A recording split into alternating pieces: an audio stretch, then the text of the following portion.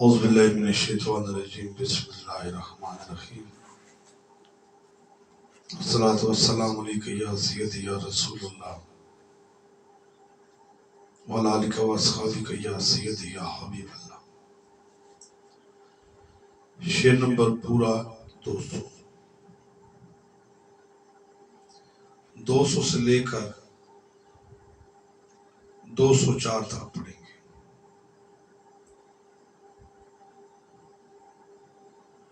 شعر نمبر پورا 200 کردار سے دل۔ تسبیح تیری وچ تسبیح تیری وچ دنیا وسدی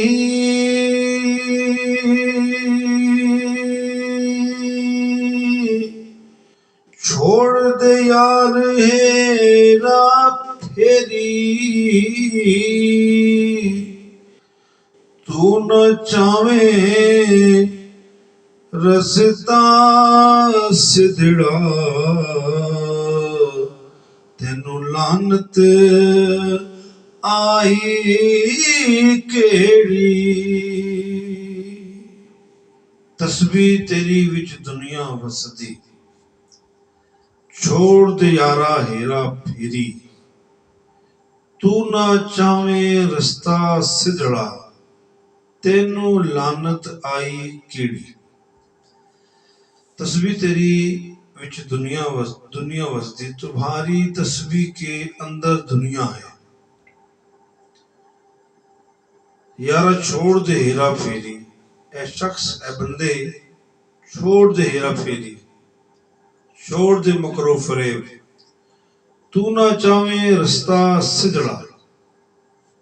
سدڑا کہتے ہیں سیدھا، تو خود چاہتا ہی نہیں ہے کہ سیدھا رستہ ملے۔ تینو لعنت آئی کیڑی، تم پر کون سی لعنت آن پڑی ہے، تم پر کون سی لعنت آ پڑی ہے۔ تمہاری تسبیح کے اندر دنیا بستی ہے، اور اے دوست اے ساتھی اے بندہ اے شخص ہیرا پھیری چھوڑ دے، تو خود نہیں چاہتا کہ تجھے سیدھا رستہ ملے، تجھ پر لعنت آ گئی ہے۔ اب یہاں پر شاعر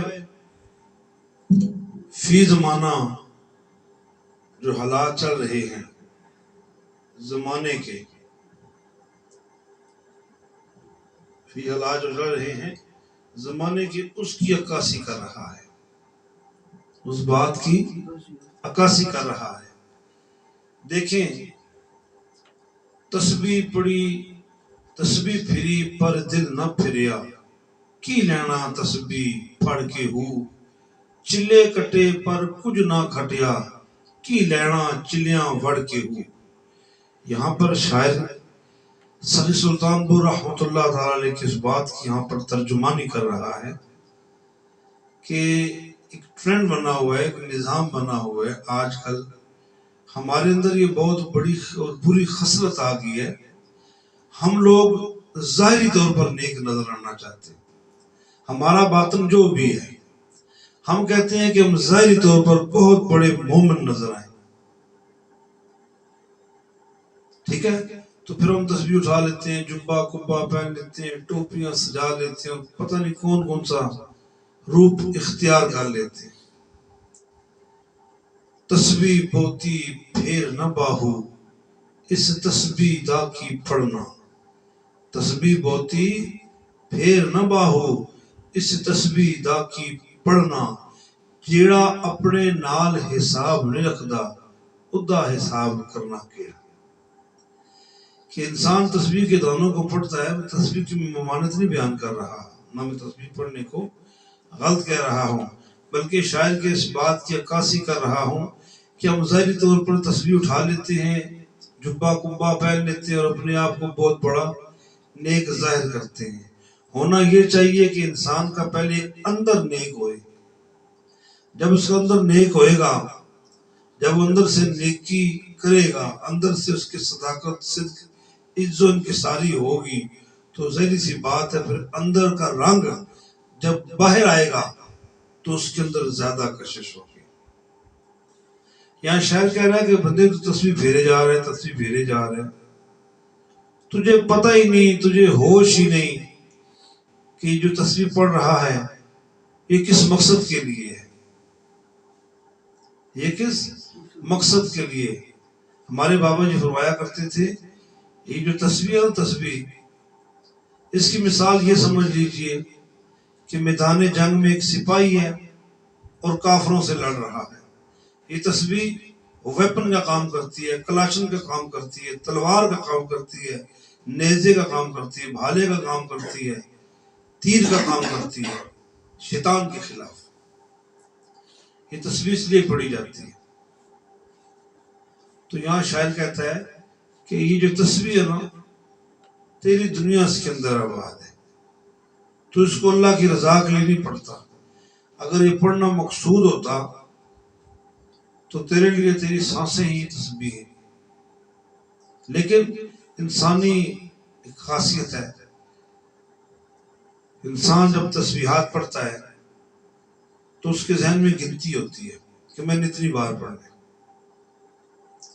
یہ تو مومن کی تسبیح ہے، لیکن مومن کامل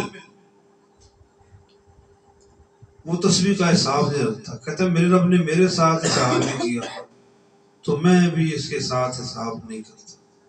حضرت بلے شاہ رحمۃ اللہ تعالیٰ علیہ لکھتے ہیں اپنی مکتوب میں، وہ ایک دیہات میں رہتے تھے، اس دیہات میں ایک خوبصورت دوشیزہ رہا کرتی تھی۔ تو ایک گوالا آ کر دودھ دیا کرتا تھا،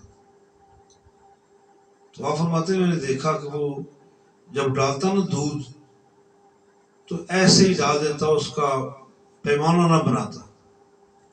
تو آپ فرماتے ہیں میں نے سنا کہ وہ عورت لڑکی کہہ رہی ہے کہ آپ جب دودھ ڈالتے ہو تو تولتے نہیں ہو، پیمانہ نہیں بناتے۔ تو کہتا ہے حساب لوگوں سے ہوتا ہے، یاروں سے حساب نہیں ہوتا۔ تو آپ نے تسبیح چھوڑ دی، پان سٹ لوٹا تے چھڑ دے تسبیح۔ پھر آپ نے اللہ کا ذکر کیا، پھر تاریخ گواہ ہے کہ آپ نے اللہ کا ذکر کیسے کیا۔ لیکن یہاں شاعر کہہ رہا ہے کہ اس تسبیح کے دانوں میں ہیرا پھیری ہے، بے ایمانی ہے، پلاٹ بنانے ہیں، چکر دینا ہے، فراڈ کرنا ہے، ٹائم ضائع کرنا ہے۔ ٹائم سب سے قیمتی دولت ہے، سب سے قیمتی دولت، اس کو اللہ کی تعریف میں لگانا چاہیے، درود پاک پڑھنے میں لگانا چاہیے۔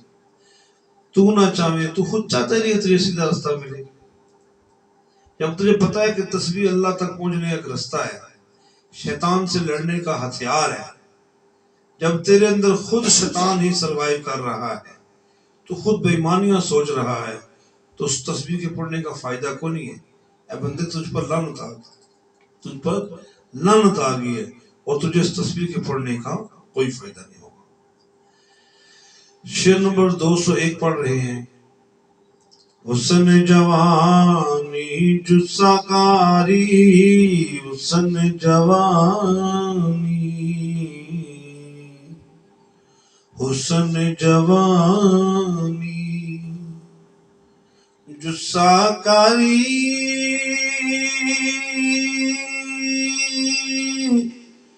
وقت اندر وقت ٹلدا،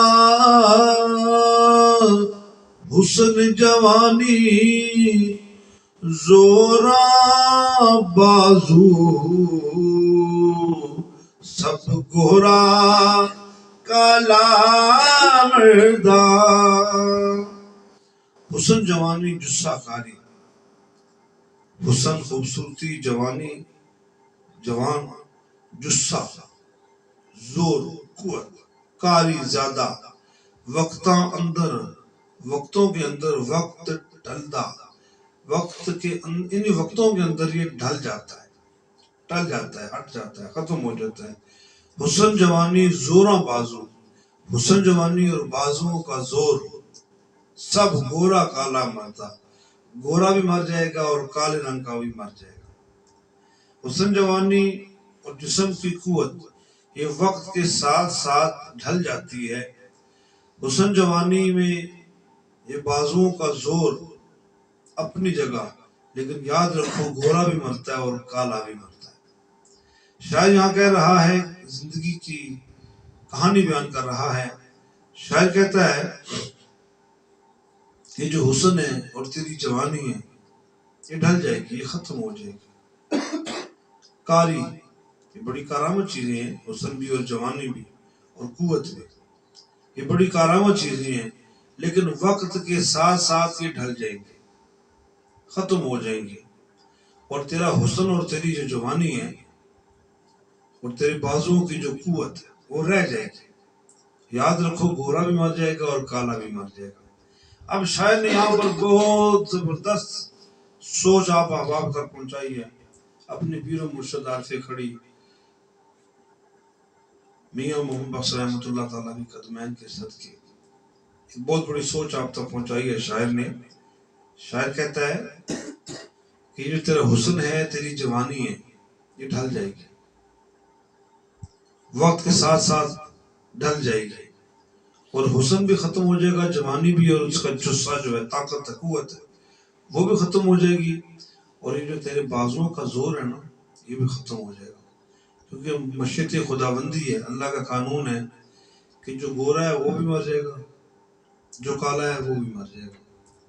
اب یہاں جو بات سمجھنے والی ہے وہ یہ ہے، ہر نئی چیز نے پرانا ہو جانا ہے، دنیا کا قاعدہ ہے، ہر جوان نے بوڑھا ہو جانا ہے، لیکن اللہ والے ایک راز دے رہے ہیں، ایک ایسی قوت، ایک ایسا زور، ایک ایسی خوبصورتی اور ایک ایسا نظریہ جس کو نصیب ہو جائے نا اللہ کے فضل و کرم سے، نہ وہ بوڑھا ہوتا ہے، نہ کمزور ہوتا ہے، اور نہ اس پر موت آتی ہے نا عجیب سی بات۔ وے بھلے آسم مرنا نہیں، گور پیا کوئی اور۔ بلے صاحب فرماتے ہیں کہ ہم تو مرے ہی نہیں، جو قبر کے اندر دفن کیا گیا وہ کوئی اور ہے، میں نہیں۔ یا شاعر کہتا ہے کہ اگر تم چاہتے ہو کہ تم ہمیشہ زندہ رہو تو تم اپنا دل اس سے لگا لو جو ہمیشہ زندہ رہنے والا ہے، جو ہمیشہ زندہ رہنے والا ہے، ہمارا رب۔ شاعر کہتا ہے اس سے دل لگا لو، اس سے دل لگا لو، کہ جب تمہارا دل اس سے لگ جائے گا تو نہ تم پر بدصورتی آئے گی، نہ تم پر بڑھاپا آئے گا، تم سدا جوان ہی رہو گے، تم سدا خوبصورت ہی رہو گے، اور وقت کے ساتھ ساتھ یہ حسن ڈھلے گا نہیں، یہ حسن ختم نہیں ہوگا وقت کے ساتھ ساتھ، بلکہ اس میں اور اضافہ ہوتا جائے گا، اس میں اور خوبصورتی آتی جائے گی۔ اور یہ جو بازوؤں کی طاقت ہے، یہ جو بازوؤں کی طاقت ہے جو جوانی کی علامت سمجھی جاتی ہے، جسے حسن جوانی کہتے ہیں یا دور شباب کہتے ہیں، کہ تیرے بازوؤں کا جو زور ہے یہ بھی ختم ہو جاتا ہے، اور کوئی گورا ہے تب بھی، کالا ہے تب بھی، اس نے مرنا ہی مرنا ہے، لیکن یہ مرنا اور ہے اور وہ جینا اور ہے۔ اگر تم چاہتے ہو کہ تم سدا سلامت رہو، تم کبھی بھی نہ مرو، تو تم اس کے ساتھ دوستی لگاؤ، اس کے ساتھ پیار کرو جس پر موت نہیں آ سکتی، وہ ہمارا اور تمہارا رب ہے۔ جب اس سے دل لگ جائے گا، اس سے محبت ہو جائے گی، اس سے پیار ہو جائے گا، اس سے الفت ہو جائے گی، تو موت تمہارا کچھ بھی نہیں بگاڑ سکتی۔ وقتی طور پر تم دنیا والوں کے سامنے سوتے ہوئے نظر آؤ گے، لیٹے ہوئے نظر آؤ گے، لیکن تم ہمیشہ کے لیے شاد باد ہو جاؤ گے۔ اس دنیا میں بھی لوگ تمہیں یاد کریں گے، دنیا سے جانے کے بعد بھی لوگ تمہیں یاد کریں گے۔ دنیا میں یاد کرنا تو سمجھ آتا ہے، دنیا سے جانے کے بعد یاد کرنا سے کیا مراد ہے؟ اے بندے، تو مجھے یاد کر، میں تجھے یاد کروں گا۔ یاد رکھنا، بندے کا یاد کرنا محدود ہے، لیمٹس ہے، باؤنڈریز کے اندر ہے، لیکن میرے رب کا جو یاد کرنا ہے وہ بہت وسیع ہے۔ کیسے؟ ایک شخص نے اپنا دل اپنے مولا سے لگا لیا، بس ایک شخص کیا کہتے ہیں، ہم سیدھا سیدھا اللہ کی کامل ولی کا نام لے لیتے ہیں۔ حافظ جی عبدالکریم لے لیجیے، میرے دادا مرشد جو ہیں میاں محمد بخش صاحب رحمۃ اللہ تعالیٰ علیہ، داتا علی حجویری رحمۃ اللہ تعالیٰ علیہ، یہ جتنے بھی کامل لوگ ہیں، کامل ہستیاں ہیں، دیکھو آج زمانے گزر گئے، لوگ ان کی قبروں پر جاتے ہیں، ان سے فیوز و برکات بھی حاصل کرتے ہیں۔ یہ ہے وہ جینا جس کے بارے میں اللہ نے کہا تھا کہ تم مجھے یاد کرو، میں تمہیں یاد کروں گا۔ اب رہتی قیامت تک اللہ اپنے مخلوق کو ان ولیوں کی قبروں پہ روانہ کرتا رہے گا، بھیجتا رہے گا، اور یہ اللہ کے ولی سے فیوز و برکات لیتے رہیں گے، اور اللہ کا وعدہ پورا ہوتا رہے گا کہ تم مجھے یاد کرو، میں تمہیں یاد کروں گا۔ اس سے بڑھ کر کوئی خوبصورت وعدہ نبھانے والا ہے؟ اس سے بڑی بھی کوئی ذات ہے جو وفا میں اپنی مثال آپ ہو؟ میرا رب اپنی وفاؤں میں، اپنی عطاؤں میں وفادار تھا، ہے اور رہے گا۔ تو یہاں شاعر کہہ رہا ہے کہ اگر تم چاہتے ہو کہ سدا خوبصورت رہو، تم پر سدا جوانی رہے، تو تم اس خوبصورت سے دل لگا لو۔ میاں صاحب فرماتے ہیں نا کہ سونی صورت عاشق ہونا اے کیڑی دانائی، سونی صورت عاشق ہونا اے کیڑی دانائی، عشق پا تو اس سونے نل جس اے شکل بنائی۔ تو مٹی کے پتلے برتنے قربان ہو جاتے ہو، مٹی کا ایک پتلا، ایک شخص جسے کچھ حسن نصیب ہو جائے، تم اس پر قربان ہو جاتے ہو۔ دیکھو بنانے والا کتنا سونا ہے، بنانے والا کتنا خوبصورت ہے، تو تم اس سونے کے ساتھ اپنی محبت لگاؤ۔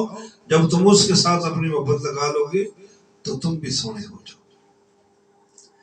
شعر نمبر 202،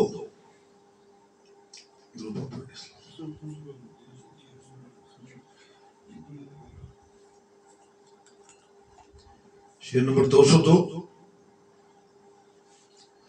ماند چنگاری، ماند چنگاری، کانی چمکے لو نور نظر تماما،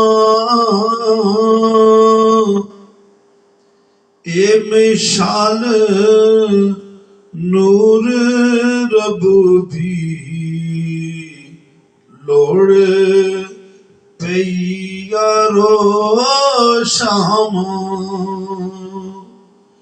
ماند چنگاری کانی چمکے، لو نور نظر تماما، اے مشال نور دیو، اے مثال نور ربوبی لوڑ پئی یارو شاما۔ ماند چنگاری کانی چمکے، جب ماچس کی تیلی کو جلاتے ہیں شاعر اسے کانی کہہ رہا ہے، جیسے وہ چمکتی ہے نا، نور نظر تماما، ہر طرف نور ہو جاتا ہے۔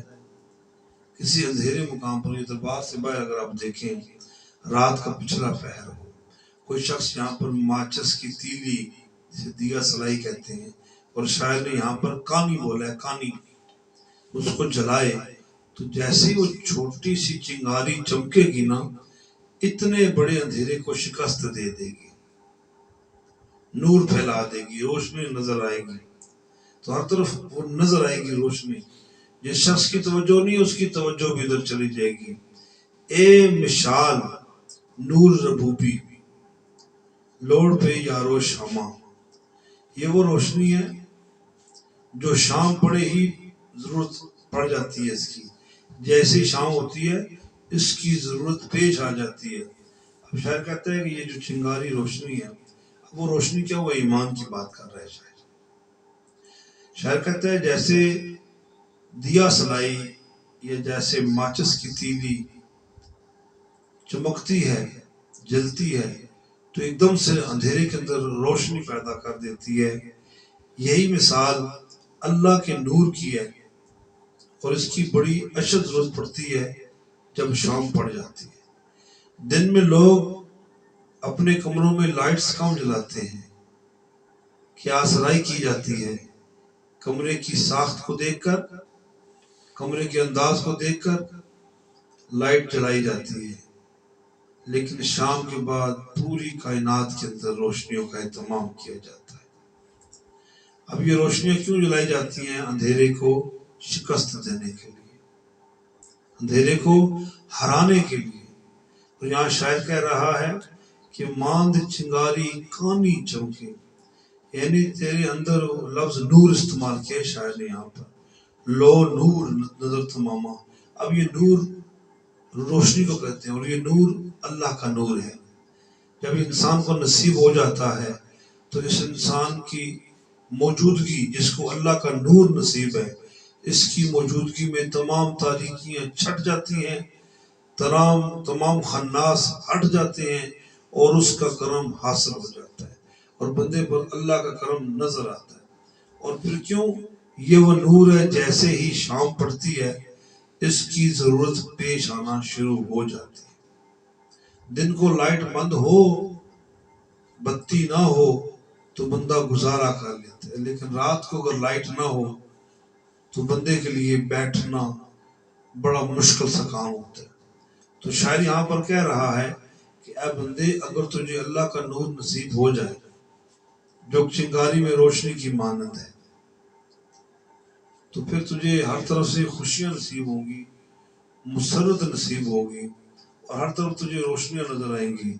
اور یہ جو مشال ہے نا، مشال یعنی یہ جو ہینڈ ٹارچ ہے جسے آپ جلاتے ہو، روشنی جو، یہ اللہ کا نور ہے، اور اس کی ضرورت پیش آ جاتی ہے جیسے ہی شام پڑتی ہے۔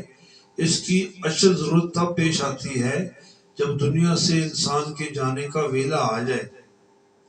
کوئی صبح مرے گا، اسے بھی لگے گا مغرب ہو رہی ہے، کوئی شام کو مرے، دوپہر کو مرے، آدھی رات کو مرے، جب اس کی روح قبض ہوگی تو اسے یہ لگے گا کہ جیسے شام ہو، شام ہوئی بن شام محمد گھر جاندھی نے ڈرنا۔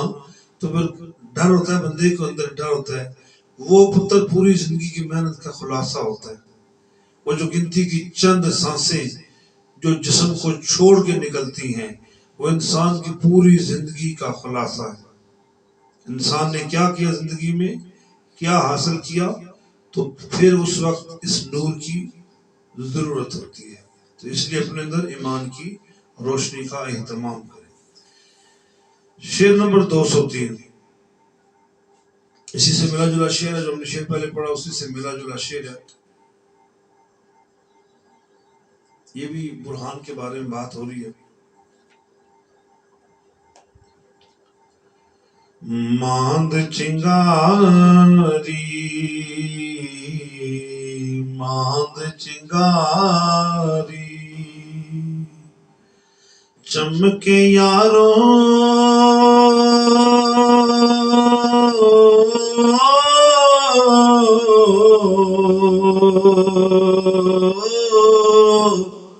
جو عرصہ کل حیاتی،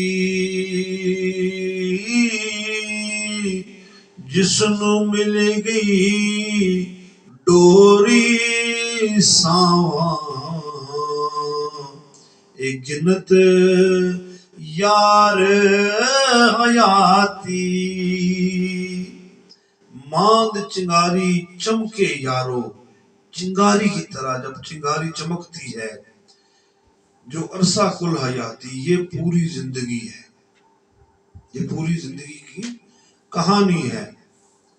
جسنوں مل گئی ڈوری، ڈوری کہتے ہیں تندی کو، دھاگے کو، جس کو مل گئی یہ ڈوری ساواں، سانسوں کی، ایک گنت یار حیاتی، یہ گنتی پوری زندگی ہے۔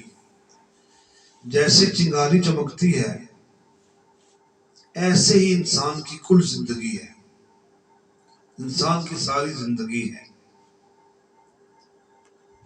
جس کو یہ سانسوں کی ڈوری نصیب ہو گئی، جسے زندگی مل گئی، یہی گنتی اس کی کل زندگی ہے، یہی گنتی اس کی کل زندگی ہے۔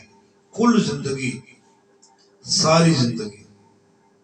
ایک شخص ہے جس کی زندگی 20 سال ہے، اس کی یہی زندگی ہے۔ ایک شخص ہے جس کی زندگی 50 سال ہے، اس کی یہی زندگی ہے۔ ایک شخص جس کو 100 سال کی عمر ملی، یہ اس کی زندگی ہے۔ اور زندگی کے بارے میں شاعر کیا کہہ رہا ہے؟ شاعر ایک ایکسپیریمنٹ کر رہا ہے، ایک تجربہ کر رہا ہے کہ وہ ماچس کی تیلی ماچس کے اوپر رگڑتا ہے، توجہ ہے نا، ایسے ماچس کے اوپر رگڑتا ہے، اس کو ڈریگ کرتا ہے، ڈریگ ہارڈ کرتا ہے، ڈریگ ڈاؤن کرتا ہے، اس کو اوپر جب رگڑتا ہے نا تو اس رگڑ سے جو چنگاری پیدا ہوتی ہے، شاعر کہتا ہے بندے تیری یہ زندگی ہے، اتنی سی تیری زندگی ہے، اتنی سی تیری زندگی ہے۔ اب ماچس رگڑی، اس سے آگ لگائی دی، یعنی تیلی کو میچ کے اوپر، ماچس کے اوپر رگڑا تو وہ شعلہ بننے میں جو ٹائم لگتا ہے نا، وہ جو چنگاری اس ماچس سے اٹھ کر اس تیلی کو پکڑتی ہے۔ انسان کی یہ زندگی ہے، کتنی تھوڑی زندگی ہے، کتنی شارٹ زندگی ہے، کتنی مختصر زندگی ہے۔ سامان 100 برس کا، پل کی خبر نہیں۔ انسان کتنا کچھ کرتا ہے، کتنا کچھ بناتا ہے، بنانا چاہیے، حرص ہونی چاہیے، لیکن اس گھر کے لیے جہاں پر سدا ہمیشہ رہنا ہے۔ تو شاید کہتا ہے کہ جب تیلی کو ماچس پہ رگڑتے ہو، جتنی دیر میں وہ چنگاری بن کر شعلہ بنتی ہے، وہ جو شعلے سے پہلے چنگاری جو چمک کر اس تیلی کے ساتھ پیوست ہو کے اسے روشنی یا آگ دیتی ہے، انسان کی تیری زندگی ہے۔ جس کی زندگی 20 سال ہے یہ اس کی زندگی ہے، اور جس کی 50 سال ہے اس کی یہی زندگی ہے۔ اور اے بندے، تجھے اگر نصیب سے زندگی مل گئی، تجھے سانس نصیب ہو گئے، تو اپنی زندگی کو، اپنی سانسوں کو اپنے مالک کے نام کر دے، اپنی زندگی کو اپنے اللہ کے نام پر گزار، اپنے اللہ کی محبت میں گزار، اپنے اللہ کی مودت میں گزار، اپنی حیات کو اللہ کے نام کر دے، دی جو اسی کی تھی اسی پہ وار دے، اسی پہ قربان کر دے۔ وہ کیا ہے کہ تم اپنے اللہ کو وقت دو، تم اپنے اللہ کو وقت دو، تم اپنے اللہ کو وقت دو۔ یہ زندگی اسی کی دی ہوئی ہے، تو تم اس زندگی کو اسی پہ صرف کرو۔ چیز پریشان کرتی ہے کہ روزگار کیسے کھائیں گے، روٹی کیسے کھائیں گے، اپنی زندگی کا تانا بانا کیسے چلائیں گے۔ تو جب تم ماں کے 6 انچ کے پیٹ میں تھے، وہاں تم کون سی نوکری کرتے تھے، وہاں تم کون سا کاروبار کرتے تھے، وہاں تمہاری کون سی دکانیں تھیں۔ تمہارا رب تمہاری ماں کے پیٹ کے 3 پردوں کے اندر تجھے رزق دیتا ہے۔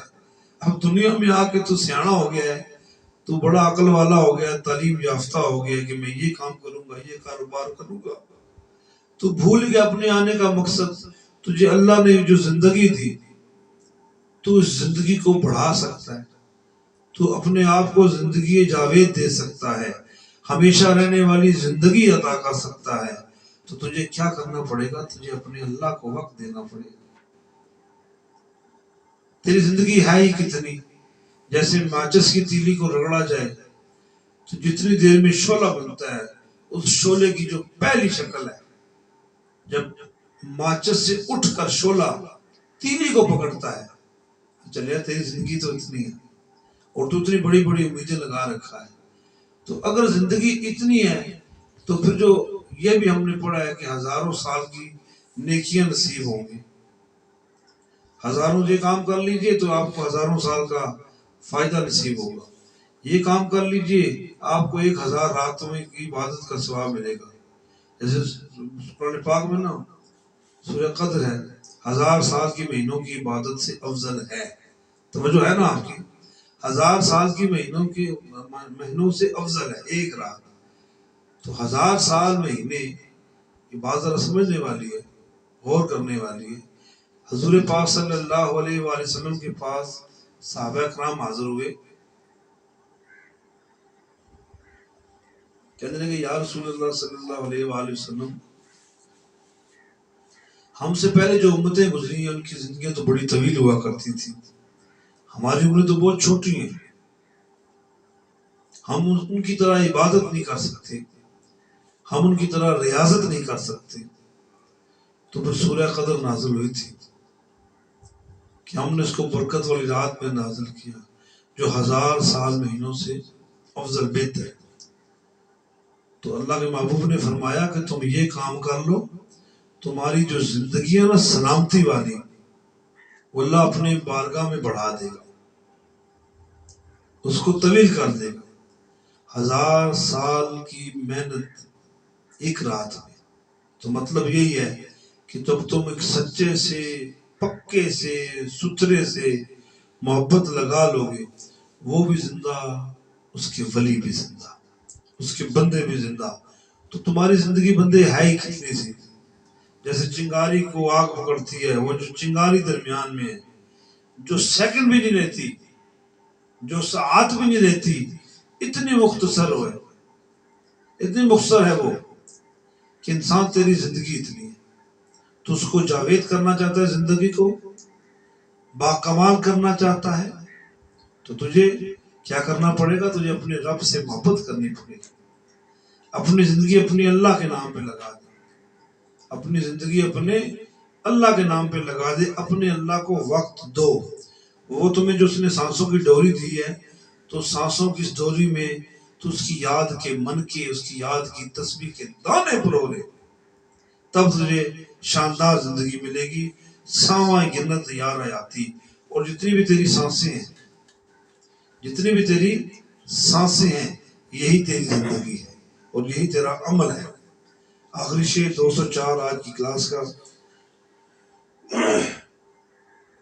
نال نصیباں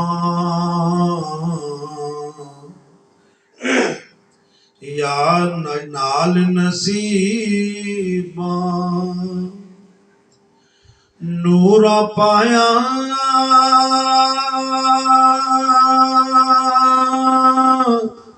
کری نصیب خوب وسیوا محنت کیتی مولا ستھری نصیب کری مٹھا میوا. نال نصیباں نوراں پایا. اللہ نصیب کے ساتھ مجھے تیرا نور ملا ہے، مجھے تیری پہچان ملی ہے، نصیب کے ساتھ ملی ہے.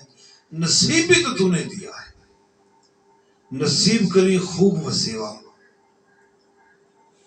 وسیوا کہتے آباد ہونا، وسنا، آباد ہونا. تو میرے مولا مجھے آباد کرنا، مجھے آباد کرنا، شاد کرنا. محنت کی تھی مولا ستھری، میرے مالک میں نے محنت بہت کی ہے. نصیب کری میٹھا میوہ.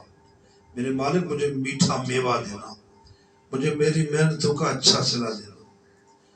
مجھے مقدر سے نور مل گیا میرے مالک تیرا، مجھے اس نور میں آباد ہونے کی توفیق دینا. میں نے محنت بہت ستھری اور صاف کی ہے، تو مجھے میٹھا میوہ نصیب کرنا. یہاں شاعر اللہ کی بارگاہ میں پیش ہوں گے، اپنے رب سے کہہ رہے میرے مالک تیرے ہی کرم سے مجھے نور ملا، تیرے ہی کرم سے. میری اپنی کوشش نہیں تھی، میں تو تجھ تک رجوع کر سکتا تھا، تجھ تک آ سکتا تھا، تیرے دروازے پہ دستک دے سکتا تھا. میرے مالک میرا کمال نہیں ہے، شان تیری ہے. اے میرے مالک اگر تو نے مجھے یہ نور دے دیا ہے، تو نے مجھے یہ کمال دے دیا ہے، مجھ پر یہ کرم کر دیا ہے، تجھے اپنے بندوں میں شامل کر لیا ہے، مجھ پر اپنا پیار ڈال دیا ہے، تو میرے مالک مجھ پر کرم کرنا، مجھے اس کرم میں آباد رکھنا، مجھے آباد رکھنا، مجھے خوب نصیب کرنا، اس میں آباد ہونا. میں بڑی مصیبتوں سے، بڑی مشقتوں سے، ذلتوں سے نکل کر مالک تیرے نور کی روشنی تک آ گیا. میرے مالک تو مجھ پر کرم کرنا.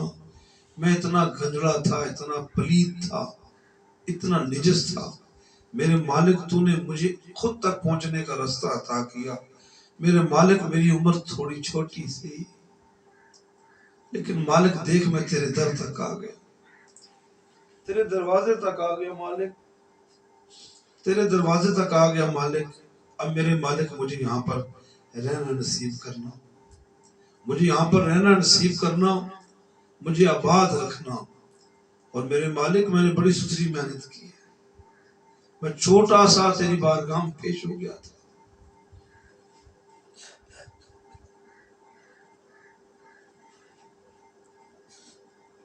میں بہت چھوٹا سا تیری بارگاہ میں پیش ہو گیا تھا مالک،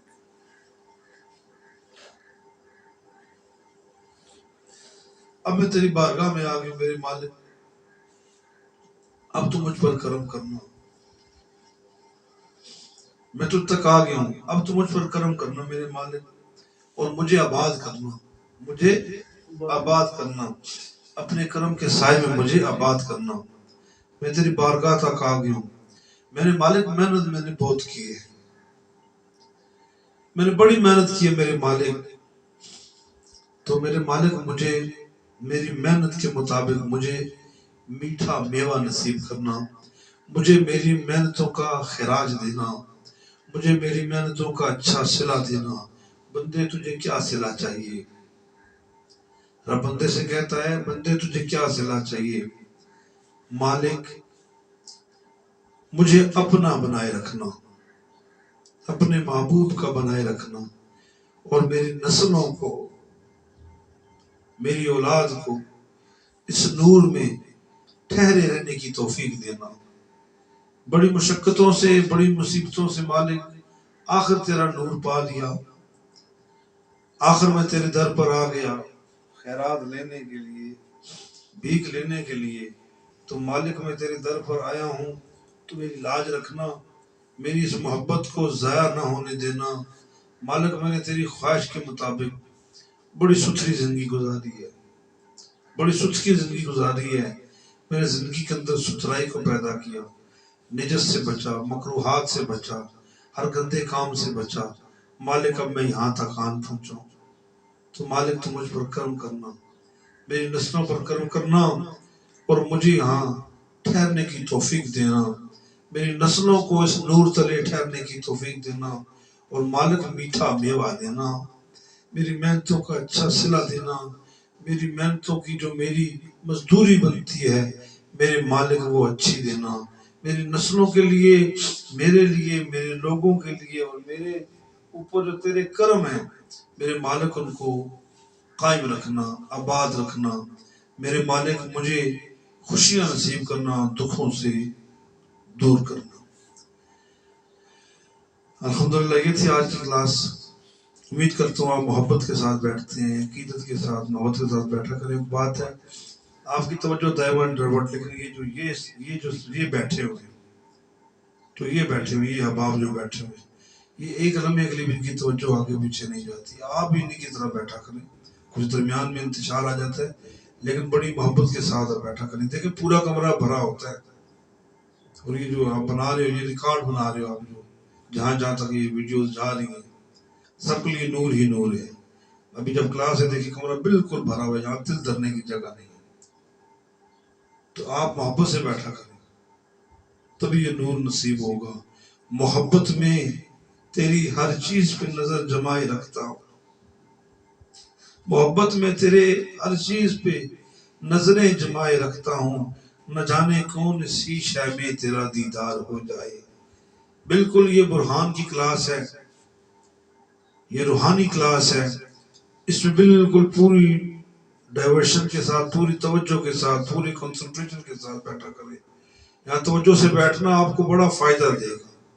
یہ وہ کلاس ہے جہاں کسی کو بیٹھنا نصیب نہیں ہوتا، یہ محبت کی کلاس میں، اس میں فوراً سے آپ کو اس کا فیض ملتا ہے۔ یہ سمجھ لیجئے فوراً سے ٹکا ٹک آپ کو اس کا بیلنس مل جاتا ہے، فوراً ہی کیش ہو جاتا ہے۔